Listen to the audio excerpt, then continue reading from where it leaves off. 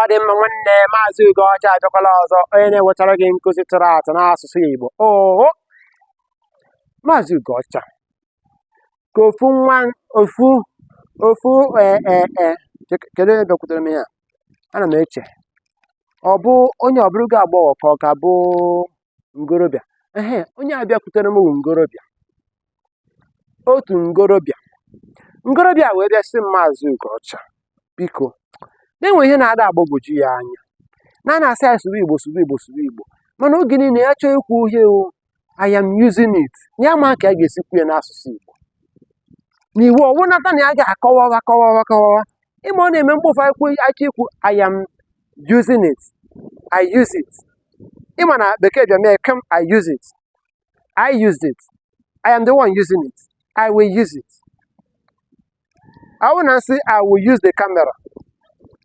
Ịchọ ha ịsụ ya n'Igbo, ihe ọ pụtara bụ aga m eji osecham. I will use the camera. Aga m eji osecham ọnụ wee mee ihe.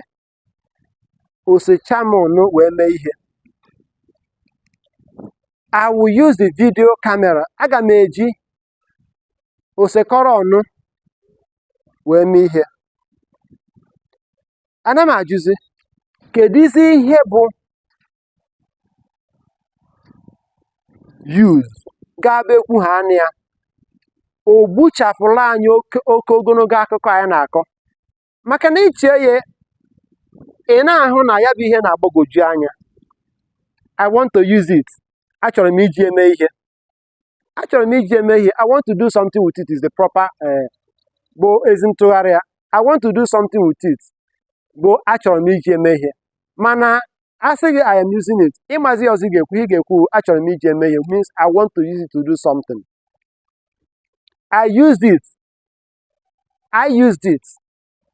Eji m ewe mee ihe. I used it to do something.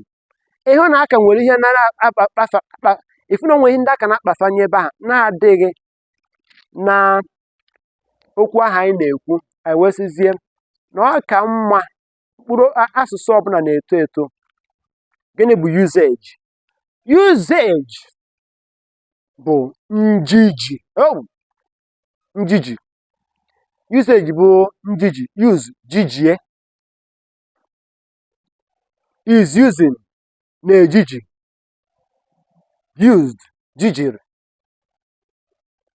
Will use, ga-ejiji. Has used, ejijiela. To use, ijiji. Abụ m jijiri ekwentị ahụ. I am the one that used the phone. Achọrọ m ijiji otikpo a. I want to use this bucket.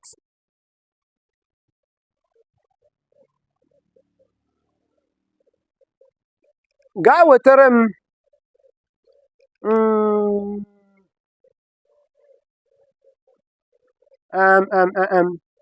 biko tinyere m gbaragbara gị.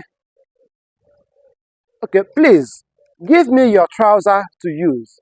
Biko tinyere m gbaragbara gị ka m jijie.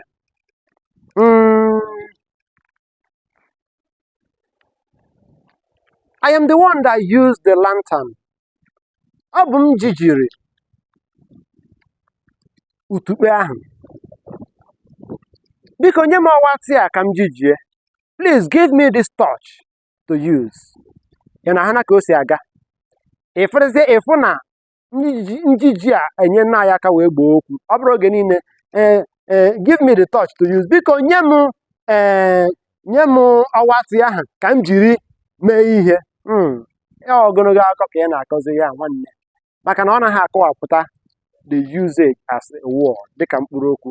Nwanne aka mbụ nwanne gị nwoke Maazị Ugocha, onye na-achọcha ma na-achọpụta, onye na-ewulite ma na-ewupụta asụsụ Igbo tụrụ atụ. Nyere anyị aka tụsaba ozi a. Biko nyere anyị aka tụsaba, kesaba nkụzi anyị na-akụzi ebe ọbụla ị nọ, ebe ọbụla onye Igbo nọ. Gbaa mbọ ka ime ka ozi a ruo onye aka n'okpu ozi ọbụla. Gbaa mbọ na-atụsa ozi anyị ka ọ na-eru onye ọbụla bụ onye Igbo aka. Maazị Ugocha, onye na-ewetara gị asụsụ na omenala Igbo tụrụ atụ n'ụdị nkụzi. Ndeewo. sokwunye anyị soro anyị dekwunyere okpu ozi anyị kedu ihe sebe a pụọ biko ka m mechie ihe na-eme